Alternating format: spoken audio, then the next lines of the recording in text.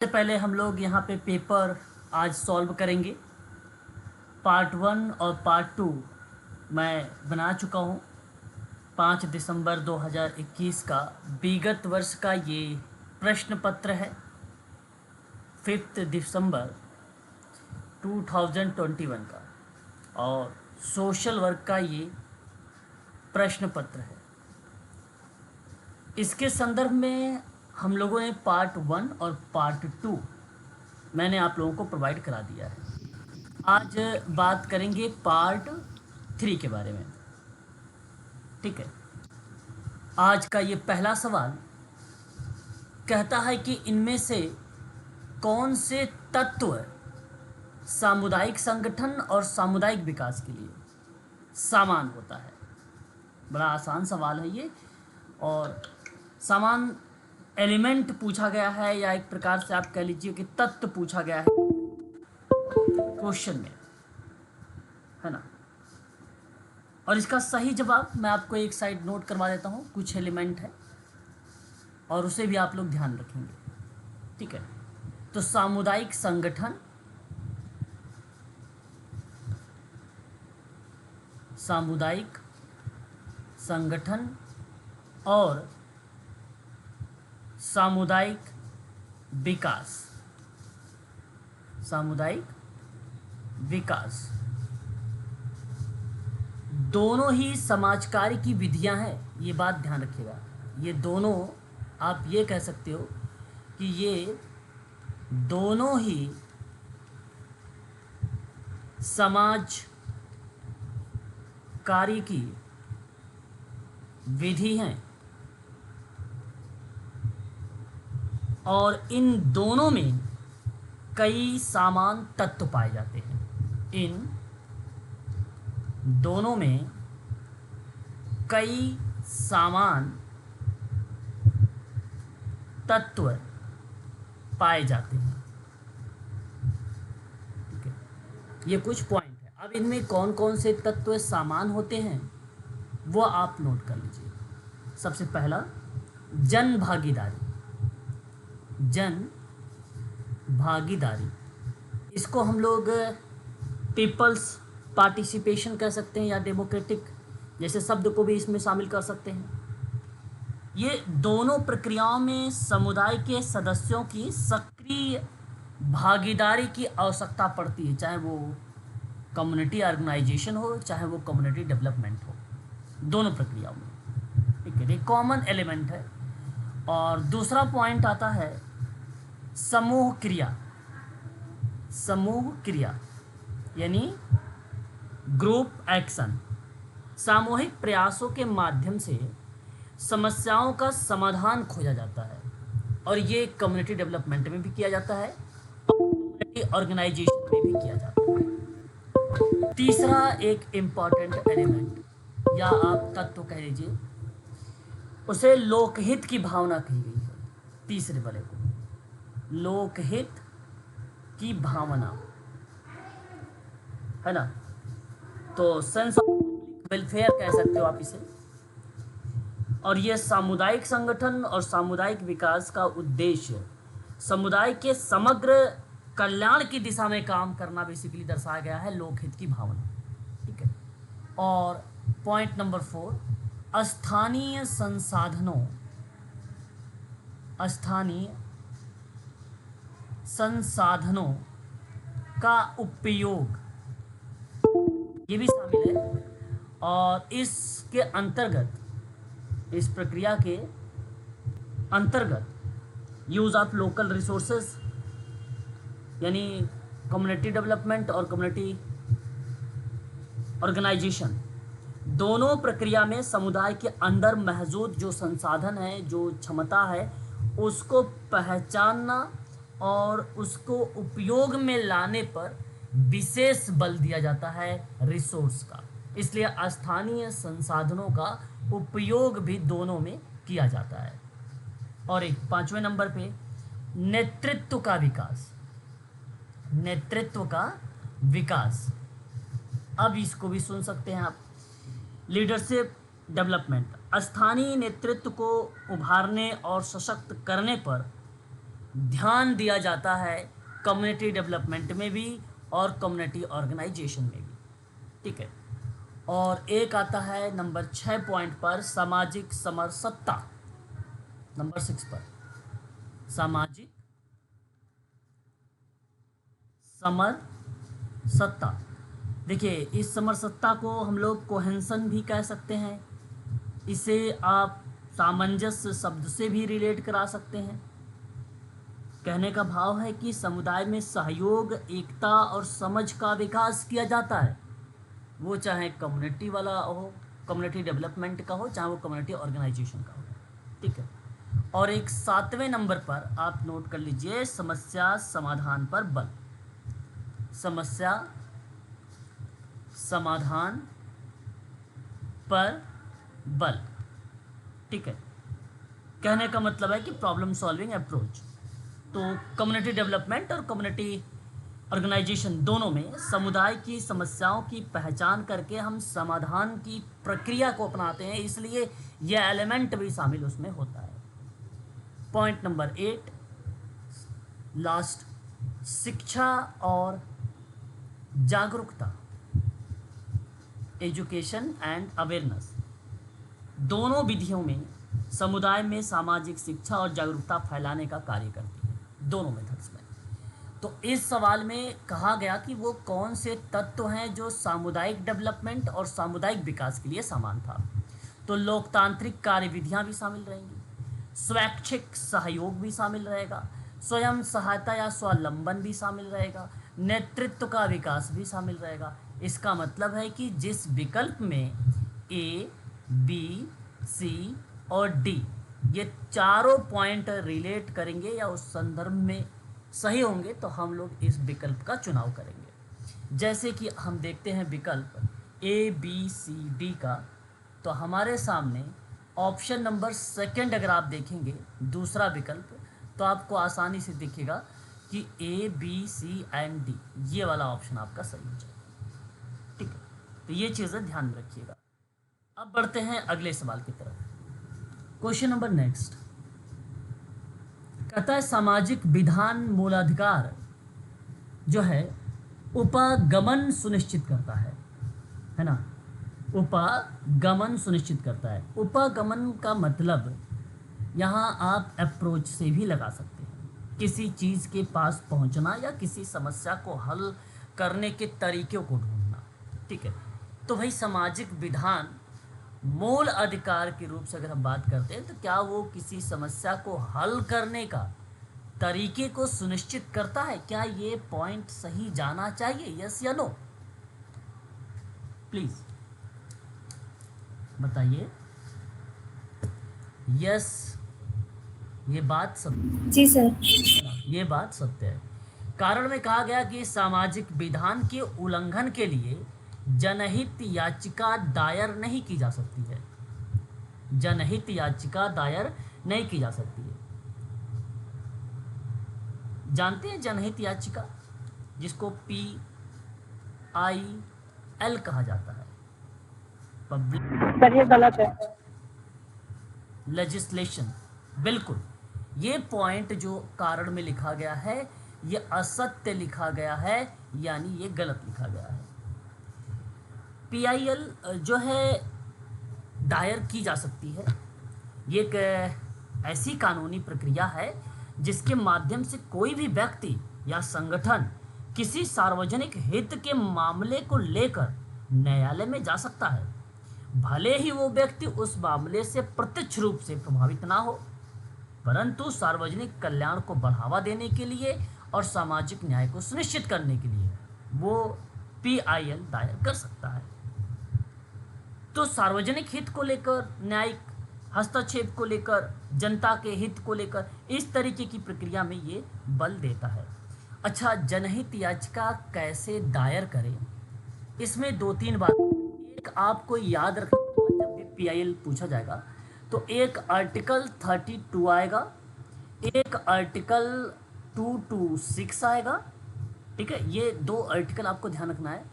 और जब मैं आपको मूल अधिकार फंडामेंटल राइट के बारे में पढ़ा रहा था तो वहाँ मैं जिक्र भी किया था कि सर्वोच्च न्यायालय में जनहित याचिका दायर करने के लिए आप भारतीय संविधान के अनुच्छेद 32 का इस्तेमाल कर सकते हैं और उच्च न्यायालय में मतलब हाई कोर्ट में जनहित याचिका दायर करने के लिए आप भारतीय संविधान के अनुच्छेद 226 का इस्तेमाल आप कर सकते हैं। ठीक है, तो ये क्रियाएं हैं और न्यायालय को ये सुनिश्चित करना चाहिए कि जनहित याचिका का दुरुपयोग ना हो, है ना, इस मामले में। तो पहला जो विकल्प लिखा हुआ है कि A is correct but R is not correct, मतलब आर सही नहीं है, तो इस प्रश्न का विकल्प ऑप्शन नंबर आपका पहला जाएगा। ठीक है, प्रश्न से जुड़े जो अतिरिक्त आप लोगों के पास जानकारी मिल रही है वो जानकारी काफ़ी इंपॉर्टेंट हो सकती है टू द पॉइंट के रूप में परीक्षा में। अगले सवाल की तरफ रुख करेंगे और ये सवाल हमारे सामने दिया गया है अभिकथन के रूप में कि औद्योगिक समाज कार्य व्यक्ति और समूह को कार्य की स्थिति के साथ बेहतर अंगीकरण की सहायता के लिए व्यवस्थित प्रणाली है। सवाल को समझना है आपको। औद्योगिक समाज कार्य है, देखिए ये बड़ा आसान है। अगर मैं इंडस्ट्रियल सोशल वर्क की बात करता हूँ तो उसमें कुछ वर्ड्स होते हैं, कुछ कीवर्ड्स होते हैं, जैसे समाज कार्य के सिद्धांत और प्रथा को औद्योगिक और संगठनात्मक रणनीति में लागू करना। कहने का भाव ये है मेरा कि कर्मचारियों और उनके परिवार और समुदाय के कल्याण को बढ़ावा देना, साथ ही संगठनात्मक दक्षता और उत्पादकता में सुधार लाना। ठीक है, तो ये पार्ट बेसिकली होता है बेहतर कर्मचारी कल्याण की बात होती है। उच्च उत्पादकता की भी बात की गई है, कम संघर्ष हो इसकी बारे में भी जिक्र किया गया है, बेहतर संगठनात्मक संस्कृति के बारे में भी बात की गई है। मैं आपको एक एग्जांपल दूंगा इस अभिकथन पर, केवल एक एग्जांपल। मैंने कहा कि औद्योगिक सामाजिक कार्यकर्ता, आप अगर किसी इंडस्ट्रियल में काम करोगे तो आप औद्योगिक सामाजिक कार्यकर्ता कहलाओगे। तो औद्योगिक सामाजिक कार्यकर्ता एक कर्मचारी को कार्यस्थल पर तनाव से निपटने में मदद करने के लिए परामर्श उसे प्रदान कर सकता है या उसके साथ काउंसलिंग कर सकता है। अच्छा, ऐसा भी हो सकता है कि औद्योगिक सामाजिक कार्यकर्ता कार्यस्थल पर वहां अगर किसी का यौन उत्पीड़न हो रही है तो उस यौन उत्पीड़न की शिकायत की जांच भी कर सकता है। और औद्योगिक सामाजिक कार्यकर्ता मैनेजमेंट यानी प्रबंधन और कर्मचारियों के बीच का जो विवाद होता है उस विवाद को सुलझाने में मध्यस्थता का भी काम कर सकता है। तो व्यक्ति और समूह को कार्य की स्थिति के साथ बेहतर अंगीकरण की सहायता के लिए एक व्यवस्थित प्रणाली मानी जाती है इंडस्ट्रियल सोशल वर्क। यानी ये स्टेटमेंट आप कह सकते हो कि करेक्ट के रूप में जाएगा। दूसरा पॉइंट आपके सामने कारण के रूप में कि व्यावसायिक कार्य या व्यावसायिक रूप से प्रशिक्षित सामाजिक कार्यकर्ता निरोधक और विकासात्मक और व्याधि शामक स्तर पर स्वयं के कार्यक्रम विकसित भी कर सकता है ना। स्वयं के कार्यक्रम को क्या कर सकता है, विकसित भी कर सकता है। अब जानना बड़ा जरूरी है ये कि व्याधि शामक स्तर क्या होता है कि नहीं। यदि आपको ये स्पष्ट हो जाएगा तो आप आसानी से चीजों को समझ लेंगे। ठीक है, देखिए व्याधि शामक शब्द है और इस शब्द में मैं आपको एक बात सिंपल कर देता हूँ कि कहीं भी अगर समाज में असामाजिकता होती है तो उसको समाप्त करने के लिए अपना एक अहम रोल अदा करता है। यानी आप ये कह सकते हो कि जो व्याधि शब्द है वो रोग से लिया गया है या बीमारी से लिया गया है। शामक जो शब्द है वो शांत करने से लिया गया है या निवारण करने से लिया गया है। ठीक है, या आप ये कह लीजिए कि समस्या निवारण स्तर पर स्वयं कार्यक्रम विकसित कर सकता है ना। रोग को शांत करने या नष्ट करने वाले के संदर्भ में भी हो सकता है। ठीक है। व्याधि, अच्छा बेसिकली ये मेडिकल लाइन में यूज किया जाता है व्याधि शामक शब्द। ठीक है। अब एक व्यावसायिक सोशल वर्कर या एक प्रोफेशनल सोशल वर्कर, पढ़ा लिखा MSW किया हुआ व्यक्ति क्या करता है कि किसी कार्यक्रम में वो पार्टिसिपेट होकर लोगों को या लोगों की जो समस्याएं हैं उसका निवारण करके उसके विकास की ओर लेके जाता है। तो यह अपने आप में एक पॉइंट है, सत्य है। ठीक है, ये एक पॉइंट सत्य है। तो देखिए, एक तरफ हम देख रहे हैं व्याधि शामक शब्द और दूसरी तरफ हम देख रहे थे औद्योगिक समाज कार्यकर्ता का एक अहम रोल। तो दोनों बात अपने आप में सत्य है, परंतु व्याख्या नहीं हो सकती है क्योंकि इसका कोई मतलब ही नहीं है। एक तरफ मेडिकल लाइन को रिलेट करा है, एक तरफ कंपनी इंडस्ट्रियल चीज़ों को रिलेट करा है, तो दोनों अलग अलग पार्ट हैं। तो आप ये कह दो कि ए आर दोनों ट्रू हैं, यानी दोनों सत्य हैं, परंतु आर ए की सही व्याख्या नहीं करता है, तो इस आधार पे ऑप्शन नंबर डी वाला ऑप्शन आपका करेक्ट हो जाएगा। ठीक है, इस सवाल का। चलिए अगला सवाल देखिए, ये डेज से दिया गया है, बड़ा इंपॉर्टेंट सवाल है। आपको मैं कहूँगा कि इस सवाल को आप नोट कर लीजिए, हो सकता है आपके परीक्षा में आ जाए। विश्व डाउन सिंड्रोम दिवस 21 मार्च को मनाया जाता है और आप भली भांति तरीके से जानते हैं क्रोमोसोम्स के बारे में, यानी गुणसूत्र के बारे में। कुल टोटल मानव में 46 गुणसूत्र पाए जाते हैं, 23 गुणसूत्र जो मेल में पाए जाते हैं और 23 गुणसूत्र फीमेल में पाए जाते हैं, यानी क्रोमोसोम्स।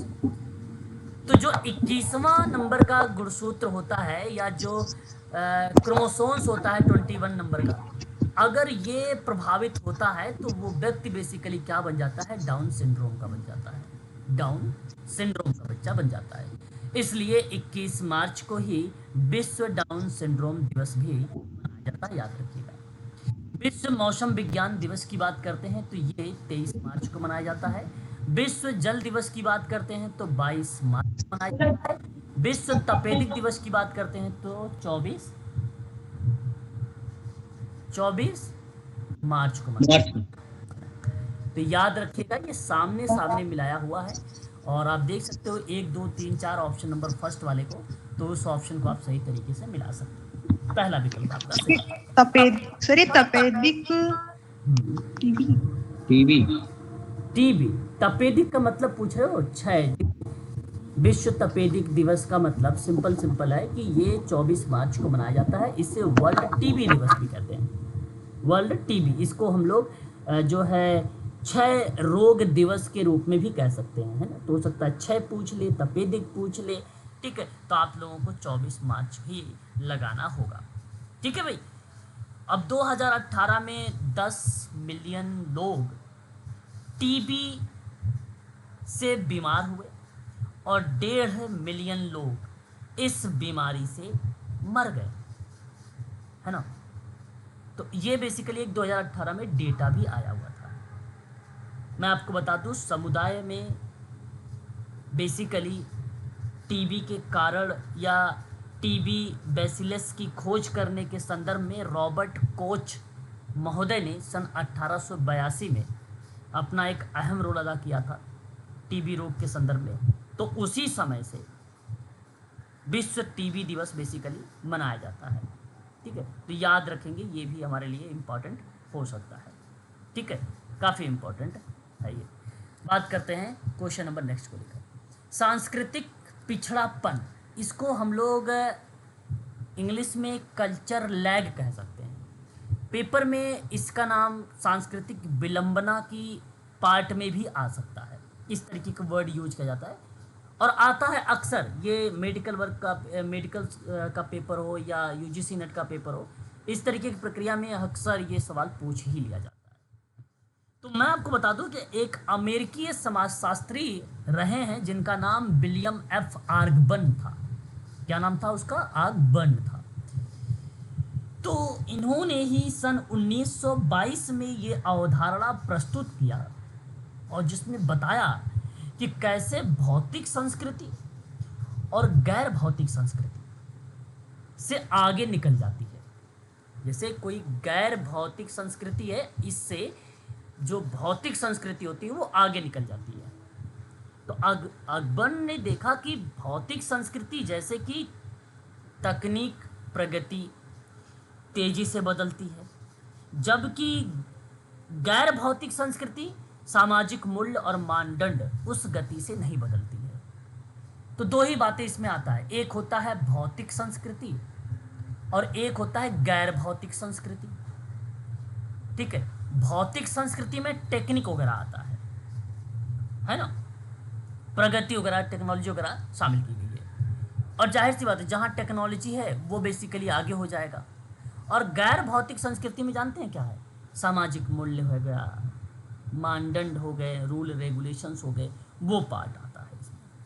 हम लोग इसे कल्चर लैग को सांस्कृतिक पिछड़ापन, सांस्कृतिक अंतराल, है ना, और सांस्कृतिक विलंबना जैसे शब्दों से यूज़ कर सकते हैं।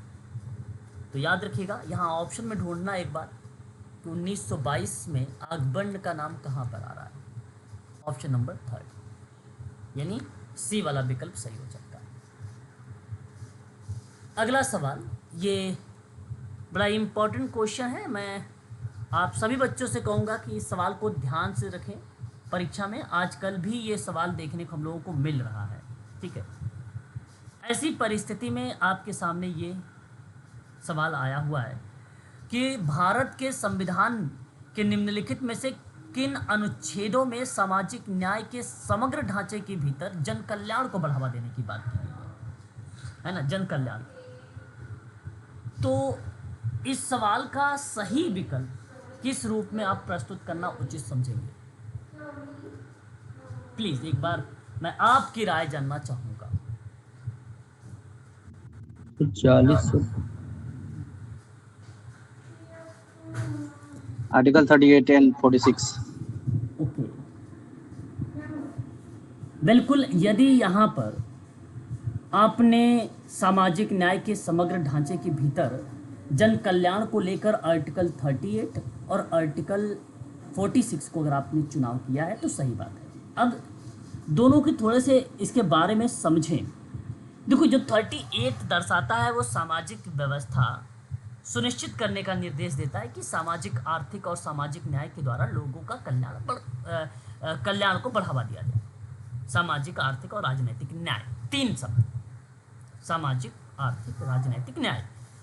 और 46 सीधा कहता है कि राज्य को अनुसूचित जाति, अनुसूचित जनजाति और अन्य कमजोर वर्ग यानी SC, ST, OBC, उनकी बात कहा कि एजुकेशन और आर्थिक हितों को बढ़ावा देने का निर्देश दिया जाए। तो इस प्रक्रिया में आप यहाँ पर 38 और 46 का चयन कर सकते हैं और सही विकल्प के रूप में ऑप्शन नंबर जो आपका जाएगा वो विकल्प आपका सेकंड वाला कहलाएगा। ठीक है, बताइए, ये चीज़ें स्पष्ट हो गई हैं आपको? आर्टिकल हमारे सामने जो यहाँ पे लिखा हुआ है 38 और 46, ये आपका सही माना जाएगा। ठीक है, सामाजिक न्याय और समानता को सुनिश्चित करने के लिए ये बहुत महत्वपूर्ण है। DPSP का पार्ट आर्टिकल 38 और आर्टिकल 46। ठीक है, ये चीज़ें जरूर ध्यान रखेंगे। प्लीज़ एक बार स्पष्ट करेंगे, क्या ये बात आपको समझ में आ रही है? जी सर। अच्छा, दूसरे पॉइंट पे अगर हम लोग बात करते हैं तो हमारे सामने एक और आर्टिकल आता है 24 और जो है 19 यानी 19 नंबर का। अब थोड़ा सा इसके बारे में सुन लीजिए जो पहला वाला ऑप्शन में दिया गया है। देखिए, अनुच्छेद 19 और अनुच्छेद 24 नागरिकों के फंडामेंटल राइट से संबंधित है और जो दूसरा वो DPSP से संबंधित है। ठीक है, ये बात आपको स्पष्ट हो जाती है कि आर्टिकल जो 19 है वो स्वतंत्रता के अधिकार से है ना, वो स्वतंत्रता से या स्वतंत्रता के अधिकार से है। अब इसी स्वतंत्रता के आर्टिकल 19 में अगर हम लोग बात करते हैं तो अच्छे से जानते हैं कि इसको 6 भागों में क्या किया गया है, डिवाइड किया गया है भाई।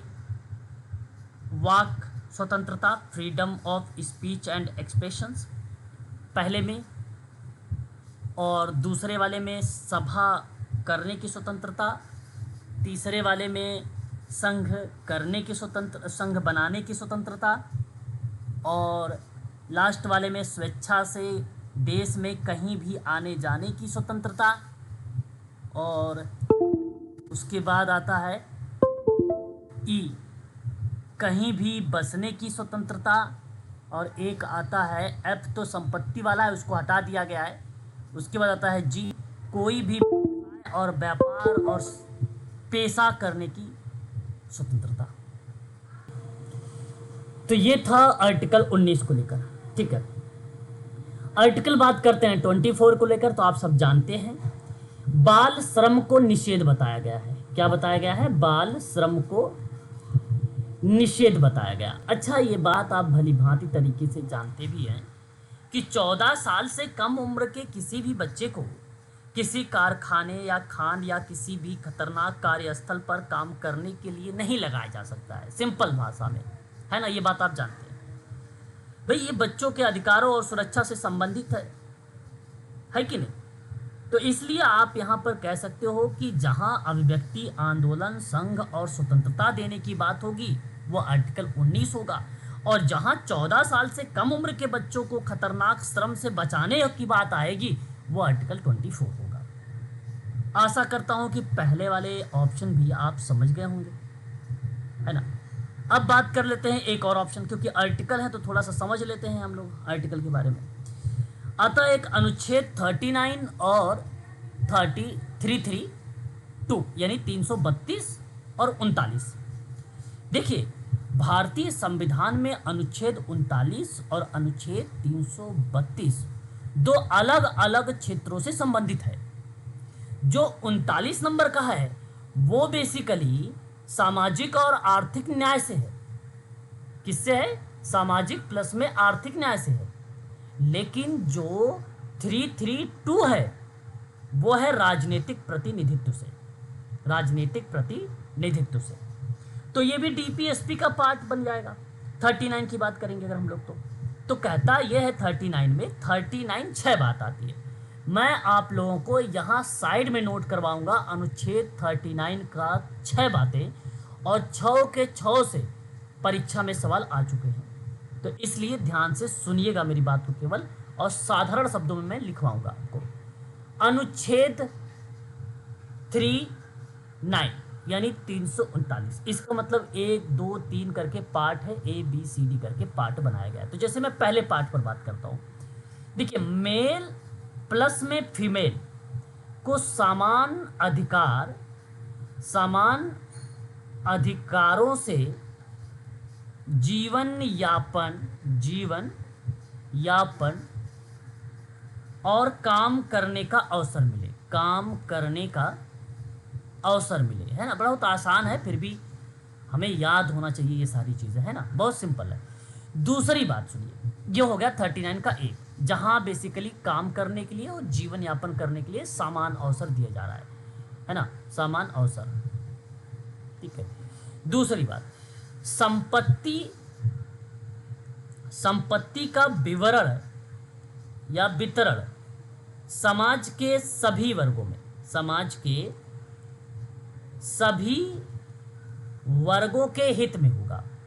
वर्गों के हित में होगा। ये भी एक आसान शब्दों में है। जो दूसरा संपत्ति से, खासकर प्राथमिकता में कम देता हूं सेकंड वाले को, संपत्ति से बहुत कम आते हैं पेपर में। अगर इन केस बनेगा 39 का 2 तो संपत्ति आप आसानी से लगा देना। तीसरी बात, साधनों और उत्पादन के नियंत्रण पर समाज का हित सर्वोपरि हो,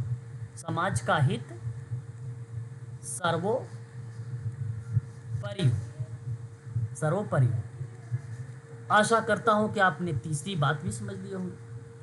पॉइंट नंबर 4 को आप ना IMP करके लिख लीजिएगा। ठीक है। ये क्या कहता है कि शोषण से बचाव हो, और खासकर यानी विशेषकर श्रमिकों और बच्चों का। किसका? श्रमिकों एंड बच्चों का। ठीक है। ये था आपके लिए चौथी बात। नंबर 5 पर आता है बच्चों को स्वस्थ विकास का अवसर प्राप्त हो। बच्चों का या बच्चों को स्वस्थ विकास और अवसर प्राप्त हो, ये आपको ध्यान रखना है। अच्छा, एक लास्ट पार्ट आप और लिख लीजिए 39 का 6 में, न्यायपूर्ण मजदूरी, न्यायपूर्ण मजदूरी प्लस में या और काम की परिस्थिति, काम की परिस्थितियां सुनिश्चित की जाए, सुनिश्चित की जाए। बस ये बात आपको ध्यान रखना है, ठीक है। और उसके बाद आप देखिए 332 का, 332 में साफ शब्दों में अगर मैं बात करता हूं तो ये बेसिकली आता है पार्ट 16 के अंतर्गत। ये भाग 16 भारतीय संविधान का भाग 16 देखेंगे तो आपको मिलेगा अनुसूचित जाति और अनुसूचित जनजाति के लिए विधानसभा में आरक्षण मिलेगा। कहां पर मिलेगा? विधानसभा में आरक्षण प्रदान करने के संदर्भ में मिलेगा। और नागरिकों का समान अवसर, आर्थिक सामाजिक न्याय को बढ़ावा देना, शोषण से सुरक्षा देना, वो 39 के अंतर्गत आ जाएगा, ठीक है। तो ये बात जरूर ध्यान रखिएगा। SC ST के लिए सीटों का आरक्षण की बात कही गई है। प्रत्येक राज्य की विधानसभा में अनुसूचित जातियों और अनुसूचित जनजातियों के लिए जनसंख्या के अनुपात में सीटें आरक्षित होंगी, ये बात ध्यान रखेंगे। अच्छा, 40 वाले की बात करते हैं। तुम्हें मालूम है भलीभांति तरीके से आर्टिकल 40 में क्या चीजें बताई गई हैं, बता सकते हैं आप? अभी जल्दी ही मैंने आप लोगों को बताया है भाई आर्टिकल 40 के बारे में, नहीं पता? पंचायती राज व्यवस्था। तो जब पता है तो ग्राम पंचायतों का गठन बताएं, ग्राम पंचायतों का गठन बताएं। तो राज्य को ग्राम पंचायत की स्थापना और सशक्तिकरण से संबंधित है। और मैं आपको एक बात और बताता हूं 40 से ही संदर्भ में, 73वां संविधान संशोधन 1992 में लाया गया और जिससे पंचायत राज संस्थानों की संवैधानिक दर्जा मिला था, वो है आपका 40। अब देखिए 45 में मूल प्रावधान की बात मैं करता हूं। मूल प्रावधान जानते हैं सन 1950 की, मूल प्रावधान 1950 की बात मैं कर रहा हूं। राज्य ये प्रयास करेगा कि 14 साल की आयु तक सभी बच्चों को निःशुल्क और अनिवार्य शिक्षा प्रदान की जाए। परंतु इसी में आपको आगे बढ़ता हूं तो मैं आपको 86वां संविधान संशोधन बताता हूं, 2002 का संशोधन। अब अनुच्छेद 45 क्या कहता है? देखो, मूल रूप से जो 1950 लिया मैंने, क्योंकि भारतीय संविधान कब लागू हुआ? 1950 में ही लागू हुआ, तो इसलिए मैंने मूल रूप से 1950 बताया। तो 1950 में क्या था? 14 साल से कम उम्र के बच्चों को निःशुल्क अनिवार्य शिक्षा प्रदान की गई थी, ये उस समय की बात थी। परंतु 86वां संविधान संशोधन 2002 में हुआ। अब सुनिए क्या हुआ। अब इसमें यह कहा गया कि 6 साल तक के सभी बच्चों के प्रारंभिक देखभाल और शिक्षा प्रदान करने का प्रयास राज्य करेगा, राज्य करेगा। अच्छा, वहां राज्य का ये प्रयास रहता था 14 साल से कम उम्र के बच्चों को लेकर। अब यहां चीजें क्या बन गई कि बचपन में समुचित देखभाल और शिक्षा सुनिश्चित किया गया। अच्छा, इसी के एक महत्वपूर्ण परिणाम के बारे में बात कर लेता हूं मैं। संशोधन से, इस संशोधन से एक महत्वपूर्ण परिणाम निकल के आया और वो परिणाम 21 का ए के अंतर्गत आप देखते हैं कि 6 से 14 साल के उम्र के बच्चों को शिक्षा का मौलिक अधिकार दे दिया गया, उनको मौलिक अधिकार के बारे में बात कर दिया गया, ठीक है। तो मेरा कहने का भाव यह है कि जो 40 है वो ग्राम स्तर पर लोकतंत्र और स्वशासन की स्थापना की बात है, और जो 45 नंबर पर है वो कहता है कि 6 साल तक के बच्चों को प्रारंभिक देखभाल और शिक्षा उपलब्ध कराना चाहिए, ठीक है। ये बात जरूर ध्यान रखिएगा। तो सही विकल्प तो यहाँ पे सेकंड वाला है। मैंने देखो यहाँ पे चारों ऑप्शन समझाया है आप लोगों को, श्योर है कि इस आर्टिकल से सवाल परीक्षा में बनेंगे। उसके बाद बात करते हैं रेडिकल सोशल वर्क की अवधारणा किसके द्वारा दी गई है, ये हमारे सामने सवाल है। तो प्लीज़ एक बार आप लोगों से मैं जवाब जानना चाहूँगा कि क्या ऑप्शन का चुनाव करना उचित समझेंगे। विकल्प हैं आपके पास 4। ऑप्शन 4। ऑप्शन 4 की तरफ आप रुख कर रहे हैं और ये ऑप्शन 4 ही आपका यहाँ पे करेक्ट माना जाएगा। बिल्कुल बिल्कुल। मेरा कहने का भाव ये है कि रेडिकल सोशल वर्क का उद्देश्य नीतिगत ढांचेगत बदलाव लाकर समानता और न्याय को स्थापित करने की बात रेडिकल सोशल वर्क में कही गई थी। ठीक है, अब रेडिकल सोशल वर्क के संदर्भ में मैं आपको एक बात बताता हूँ।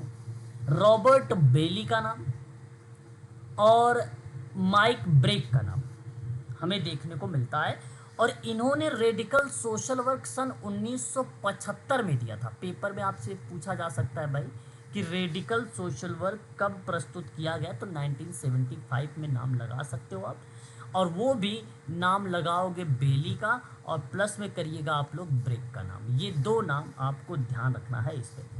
रेडिकल सोशल वर्क एक पुस्तक है बेसिकली रॉय बेली और माइक ब्रेक का। सन 1975 में बेसिकली ये ब्रिटेन से किताब आई थी, ब्रिटेन के विद्वान हैं ये तो वहीं से ये बेसिकली पब्लिश की गई थी और वहीं रेडिकल सोशल वर्क के बारे में बताया गया था। अच्छा, रेडिकल सोशल वर्क जानते हैं क्या होता है? मैं आपको बताता हूँ, ध्यान सुन लो। रेडिकल सोशल वर्क का मतलब, ठीक है, जैसे व्यावसायिक समाज कार्य का मतलब अलग होता है, औद्योगिक समाज कार्य का मतलब अलग होता है, पारंपरिक समाज कार्य का मतलब अलग होता है, ठीक उसी प्रकार से और एक रेडिकल सोशल वर्क होता है, उसका मतलब अलग होता है। रेडिकल का मतलब आप सिंपल सी बात है कि पारंपरिक समाज कार्य की सीमाओं को चुनौती देता है ये। ठीक है, पारंपरिक समाज कार्य की सीमाओं को चुनौती देता है और सामाजिक अन्याय, पूंजीवाद, भेदभाव, सत्ता के दुरुपयोग जैसी संरचनात्मक समस्याओं पर विशेष बल देता है। वो रेडिकल सोशल वर्क होता है।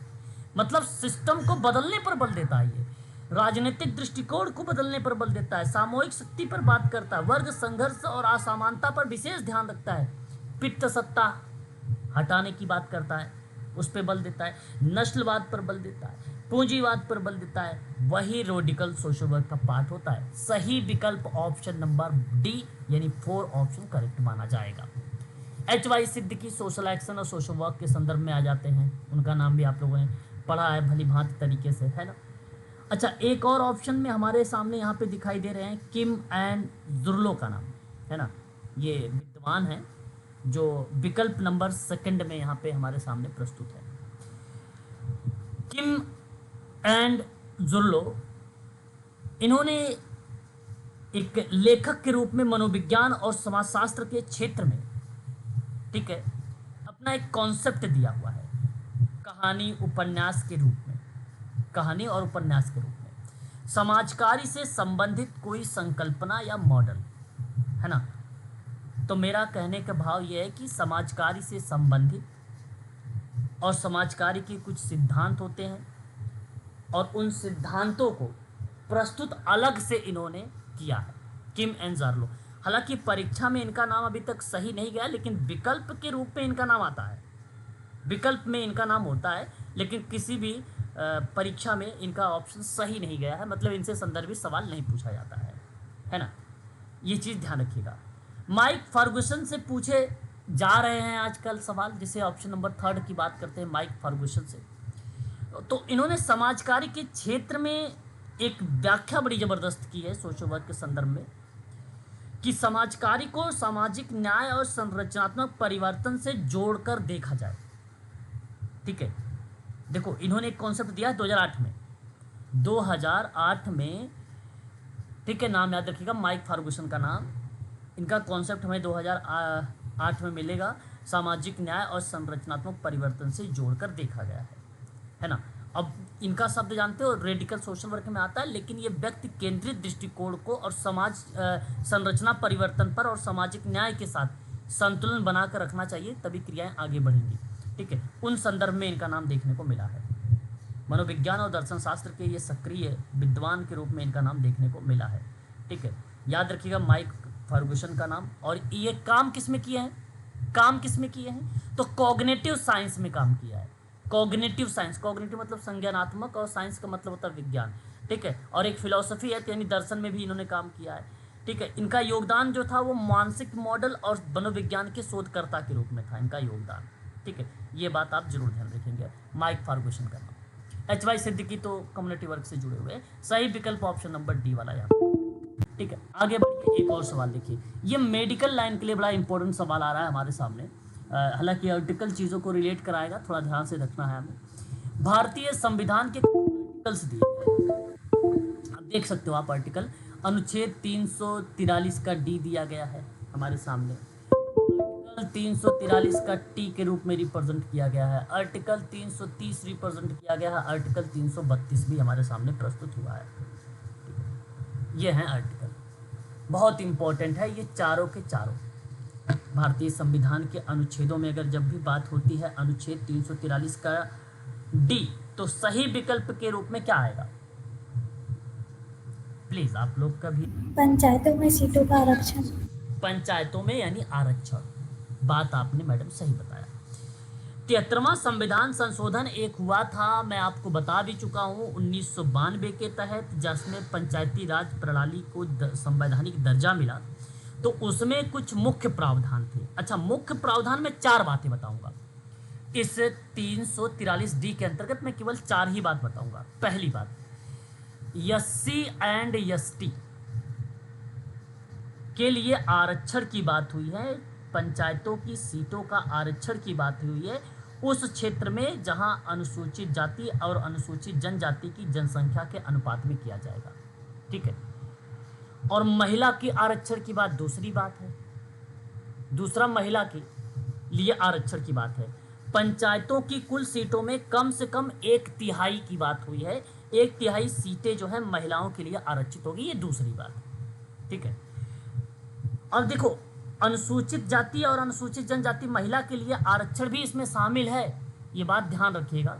ठीक है, और तीसरी पॉइंट यहाँ पे आपको बता रहा हूँ, आरक्षण का चक्रानुक्रम यानी रोटेशन, आरक्षण का, आरक्षित सीटों को समय समय पर घुमाया जाएगा ताकि सभी क्षेत्रों को अवसर मिल सके, इसका मतलब ये था। ठीक है, मतलब समय समय पर उसको क्या होगा, सभी को मिलता रहेगा आरक्षण की प्रक्रिया में। जैसे चुनाव वगैरह गांव में बेसिकली होता है, कभी कभी अनुसूचित लोगों का चुनाव हो जाता है प्रधानी का यानी पंचायत का, तो कभी कभी जनरल कैटेगरीज वाले से भी हो जाता है। ठीक उसी प्रकार से जो यहाँ पे आरक्षण का चक्रानुक्रम दिखाया गया है, यानी रोटेशन दिखाया गया है। चौथी बात है, यहाँ पे चक्रानुक्रम लिख लीजिए, मैं आपको लिखवा देता हूँ, चक्रानुक्रम। ठीक है, नुक्रम। चौथी बात, आरक्षण की अवधि देखो, आरक्षण की अवधि चौथी बात है। पहले यह व्यवस्था पंचायती राज और संस्थाओं के पहले चुनाव से 5 वर्षों तक थी, लेकिन अब बाद में इसे हर 5 साल के चुनाव चक्र के लिए जारी रखा जाएगा।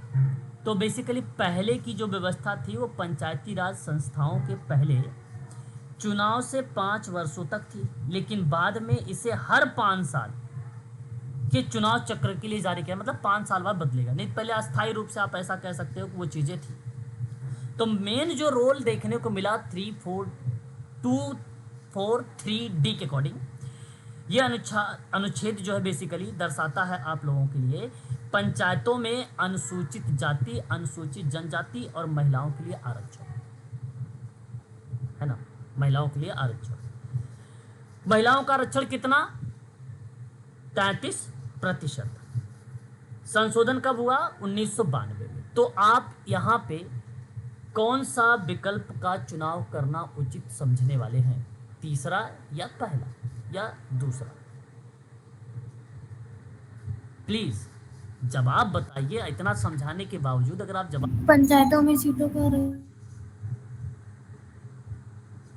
पंचायतों में सीटों का आरक्षण, मतलब बताया यहाँ पे तीसरा।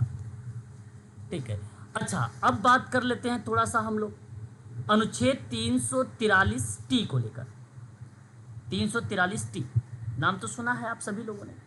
अच्छा, 343T के अकॉर्डिंग भारतीय संविधान में नगर पालिका में आरक्षण की बात कही गई है। ये तो क्लियर हो जाता है कि ये भाई नंबर 4 पे आ जाएगा, ये नंबर 4 पे आ जाएगा। तो ये अच्छा, ये 74वें संविधान संशोधन के अंतर्गत जोड़ा गया है ना। SC और ST के लिए आरक्षण की बात है, इसमें महिलाओं के लिए आरक्षण, वही बातें जो मैंने अभी आपको 1992 का संशोधन बताया, वही चीज़ें हैं यहाँ पे। है ना। तो याद रखिएगा, ठीक वही प्रोसेस इसके अंतर्गत भी आ जाते हैं, परंतु महिला और वंचित वर्गों के नगर शासन में भागीदारी सशक्तिकरण के संदर्भ में है, सामाजिक न्याय और समावेशी प्रतिनिधित्व को बढ़ावा देने के संदर्भ में है, खासकर अर्बन लोकल बॉडीज में, ठीक है, यानी निकाय में। अच्छा, 330 वाला क्या कहता है भाई? अनुच्छेद 330 क्या कहता है? अब ये बता दो कि अनुच्छेद जो 330 है वो लोकसभा में अनुसूचित जाति और अनुसूचित जनजाति के आरक्षण को बताया गया है। तो पॉइंट नंबर आपका ये पहले से मैच हो जाएगा। मतलब देखो, भारतीय संसद के लोकसभा में हाउस ऑफ द पीपल में अनुसूचित जातियों यानी शेड्यूल कास्ट और अनुसूचित जनजातियों यानी शेड्यूल ट्राइब्स के लिए सीटों का आरक्षण की बात की गई है, इनके सीटों के आरक्षण की बात की गई है, और इनको वंचित वर्गों के समान अधिकार देने की बात भी कही गई है इसके संदर्भ में, अनुसूचित जाति और अनुसूचित जनजाति के लिए, है ना। अब आरक्षण का जो आधार था उत्तर प्रदेश की अनुसूचित जाति और अनुसूचित जनजाति जनसंख्या के अनुपात में था आरक्षण का आधार, ठीक वहीं से था ये शुरुआत। तो आप ये कह लीजिए कि यहाँ पे पहले लोकसभा से।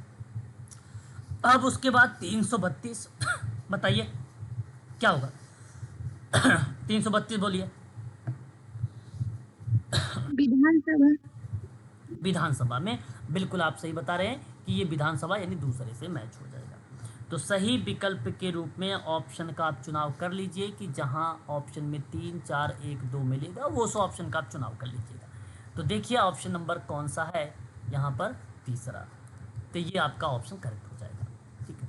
चलिए एक और सवाल हम लोग देखते हैं। 1946 की बात करते हैं, 1946 की बात करते हैं हम लोग। जरा मुझे बताना चाहेंगे कि प्रकाशित principle of social case recording के लेखक कौन है भाई? इस किताब के लेखक किस विद्वान का नाम लगाना उचित समझने वाले हैं आप सभी लोग? बताइए, बोलिए। हाँ,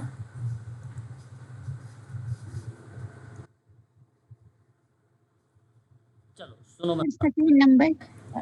हैमिल्टन। अब मेरी बात हैमिल्टन। सुनिएगा। एक बात सुनिएगा। देखिए 1946 में प्रिंसिपल ऑफ सोशल वर्क का बात अगर हम लोग करते हैं तो इसके लेखक के रूप में नाम हमें देखने को मिलता है, यहाँ जो प्रस्तुत हुआ है हैमिल्टन का नाम, गार्टन हैमिल्टन का नाम सही है। अब देखिए यहाँ एक और नाम आता है, एस्थर लूसील ब्राउन। इन्होंने भी 1946 में सामाजिक केस वर्क में केस रिकॉर्डिंग की प्रणाली, उद्देश्य और नैतिक पहलू पर लेकर बात किया था। तो एक किताब इनकी 1946 में सेम ईयर में आती है। अब अच्छा देखते हैं जरा ऑप्शन में, यहाँ पर ऑप्शन में एस्थर लूसील ब्राउन का नाम नहीं है, तो आप गार्टन हैमिल्टन का नाम लगा दीजिए इस किताब में। तो इनमें 2 विद्वानों के नाम आता है, हम इस चीज़ को कहेंगे कि ध्यान रखिएगा। केशवानंद बनाम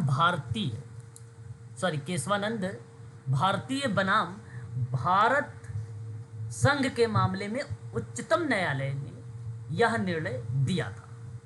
यह सवाल आपके सामने है, तो निर्णय जरा बताइए कौन कौन सा निर्णय इसने दिया है।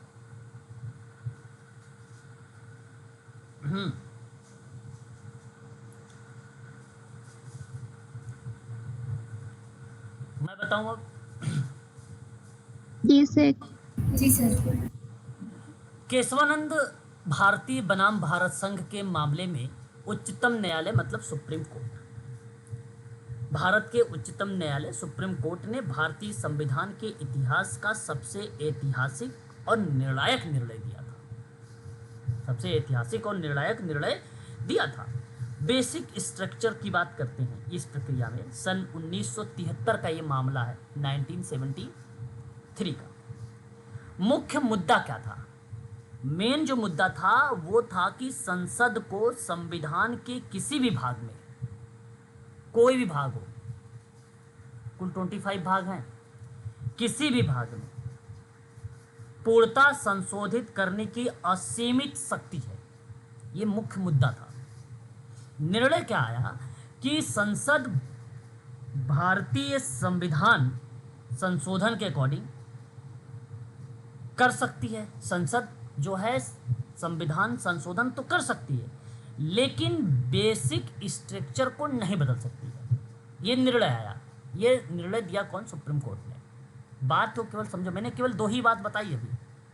पहली बात ये बताया मुख्य मुद्दा में कि क्या संसद को संविधान के किसी भी भाग को पूर्णतः संशोधित करने की असीमित शक्ति है? ये मेरा क्वेश्चन है, यानी एक मुद्दा के रूप में। तो निर्णय दिया कि संसद भारतीय संविधान संशोधन तो कर सकती है, परंतु बेसिक स्ट्रक्चर को नहीं बदल सकती है। तो इसमें परीक्षा में सवाल एक बार आया भी था कि जजों की बेंच, तो वहाँ पे 13 न्यायाधीशों की पीठ, यानी अब तक की सबसे बड़ी संवैधानिक पीठ मानी जाती है वो 13 न्यायाधीशों की। तो उसमें बेसिकली निर्णय देखने को मिला कुछ एलिमेंट के रूप में कि बेसिक स्ट्रक्चर की कोई निश्चित सूची नहीं है और यह न्यायालय द्वारा विकसित की जा सकती है। तो इस निर्णय से संसद की शक्ति को सीमित किया और संविधान की मूल आत्मा की रक्षा किया, और यह भारतीय लोकतंत्र की संवैधानिक सुरक्षा का ढाल बन गया इस प्रक्रिया में। तो जो भारतीय संविधान की अनुसूची 10 में दी गई जानकारी को नहीं बदला जा सकता है। अब बात जिस हिसाब से अभी हम लोग कर रहे थे कि भाई संसद की शक्ति सीमित किया जाए, मूल आत्मा है उसकी रक्षा किया जाए, तो इस प्रतिक्रिया में थी भाई मुद्दा तो ये था कि पूर्णतः संशोधन करने की असीमित शक्ति हो, लेकिन उसने कहा कि भाई ठीक है, लेकिन बेसिक स्ट्रक्चर को नहीं बदल सकते आप, संशोधन तो कर सकते हो लेकिन बेसिक स्ट्रक्चर को नहीं बदल सकते हो। इसलिए ये देखो जितनी भी अनुसूची वगैरह होता है या भाग वगैरह होता है, ये बेसिक ही कॉन्सेप्ट का पार्ट होता है, ये बेसिक का पार्ट होता है। तो ये एक प्रकार से गलत निर्णय, इस पर कोई बात नहीं हुई थी, इसको आप हटा दीजिए, ठीक है। मूल अधिकारों से संबंधित अनुच्छेदों को नहीं बदला जा सकता है, ये तो मैंने अभी आपको बताया ही है। मूल अधिकारों से संबंधित अनुच्छेदों को नहीं बदला जा सकता है, यानी बेसिक स्ट्रक्चर को नहीं बदल सकता है। ये निर्णय आया था, ये निर्णय आया था उच्चतम न्यायालय का, यानी सुप्रीम कोर्ट का। तो अब बी वाले को सही करिए अभी। फिर कहता है संविधान की बुनियादी ढांचा अनुल्लंघनीय है और उसके संसद द्वारा संशोधित नहीं किया जा सकता है। मैंने एक बात बताया ना, क्योंकि इसमें यह भी कहा है ना कि बेसिक स्ट्रक्चर को नहीं बदल सकते हो, तो यानी ये बात बन जाती है वहां पे। बेसिक स्ट्रक्चर में जानते हैं शामिल क्या क्या है, बस यही जान लो, क्योंकि बुनियादी का मतलब होता है बेसिक, ठीक है। इसमें एक तो आएगा संविधान की सर्वोच्चता, दूसरा आएगा न्यायपालिका की स्वतंत्रता, तीसरा आएगा विधि का शासन, रूल ऑफ लॉ, चौथा आएगा धर्मनिरपेक्षता, पांचवा आएगा फंडामेंटल राइट यानी मौलिक अधिकार, छठा आएगा लोकतंत्र, सातवां आएगा संघीय स्वरूप, संघी स्वरूप। तो ये 7 है। बेसिक स्ट्रक्चर की कोई निश्चित सूची नहीं है, या न्यायालय के द्वारा विकसित की जाएगी, है ना। तो इस प्रक्रिया में आप ध्यान रखिए। और यहाँ जो पॉइंट नंबर सी वाला है कि बुनियादी ढांचा जो है अनुल्लंघनीय है और इसमें संसद द्वारा संशोधन नहीं किया जा सकता है, तो वो था हमारा बेसिकली किस रूप में, निर्णय के रूप में, कि संसद जो है भारतीय संविधान संशोधन तो कर सकती है लेकिन बेसिक स्ट्रक्चर को नहीं बदल सकती है, ये बात जरूर कही गई है। तो आप यहाँ पर बी और सी को केवल रखिए, और बी और सी अगर आप जाता है आपका, तो वो वाला 4th विकल्प माना जाएगा, ठीक है, 4th वाला विकल्प माना जाएगा। क्वेश्चन नंबर नेक्स्ट देखिए। अगला सवाल हमारे सामने है कि भारतीय संविधान के 42वें संशोधन में शामिल किए गए शब्द क्या क्या था। अच्छा, ये तो मैंने पहले भी आप लोगों को बताया है ना, ट्रिक के माध्यम से। आप जवाब भी मुझे बता सकते हैं, बोलिए जवाब। तो बी और ई। 42वां संविधान संशोधन हुआ था सन 1976 में, यही ना, 1976 में। इसे जानते हो, एक और हम लोग नाम देते हैं, उसको क्या नाम देते हैं, मिनी संविधान, यही बोलते हैं ना, कह सकते हैं, क्योंकि कई महत्वपूर्ण और व्यापक परिवर्तन भी किए गए थे। तो प्रेलम्ब अगर मैं आपसे प्रस्तावना की बात करता हूँ तो उसमें 3 शब्द आता है। प्रस्तावना की बात करता हूँ तो उसमें कितने शब्द आते हैं? 3 शब्द आता है। और वो शब्द क्या है? पास, पंथ निरपेक्ष, अखंडता, समाजवाद। मतलब समाजवादी शब्द आप रख लीजिए, धर्म निरपेक्ष आप रख लीजिए, ठीक है, और राष्ट्रीय एकता और अखंडता रख लीजिए। तो जवाब किस चीज को दर्शाना चाहेंगे कि भाई यहाँ पे तो देखो धर्मनिरपेक्ष है, पंथ निरपेक्ष धर्मनिरपेक्ष है, समाजवादी है, क्या अखंडता कहीं दिया गया है? अखंडता तो लिखा नहीं गया है, इसलिए आप तो इसी को चुनेंगे, केवल बी और ई को। भाई जी सर। चलो बाद में अगर मैं बात करता हूँ तो इसके अंतर्गत सुनिएगा थोड़ा सा, आपने अन्य और भी बदलाव देखे हैं। एक तो आपने मौलिक कर्तव्य में देखा था 51 यानी 51 का ए के तहत 10 मौलिक कर्तव्यों में जोड़ दिया गया। संविधान की प्रस्तावना में डीपीएसपी का भी रोल देखा। न्यायपालिका की शक्तियों की कटौती में भी आपने देखा, कार्यपालिका की शक्तियों में भी आपने देखा। इस तरीके की चीज़ें हमें देखने को कहीं ना कहीं मिली है, ठीक है। तो मैं आप सबसे कहूँगा कि केवल आप ऑप्शन लगाइए बी और ई, यानी ऑप्शन नंबर जाएगा 3rd, यहाँ पर करेक्ट। एक और सवाल देखिए, ये सुमलित से संबंधित सवाल है और मैं आशा करता हूँ कि एक तरफ आप सभी लोग समिति और रंगराजन समिति। आयोग के बारे में सुना होगा, तो दूसरी तरफ उनके क्षेत्रों के बारे में था कि भाई कौन सा क्षेत्र किससे या कौन सी पार्ट किससे रिलेट करता है, ये था। तो प्लीज एक बार जवाब बताइए रंगराजन समिति के बारे में। रंगराजन समिति के बारे में एक बार आप अपनी राय व्यक्त कर सकते हैं। क्या गरीबी मापन था? गरीबी मापन।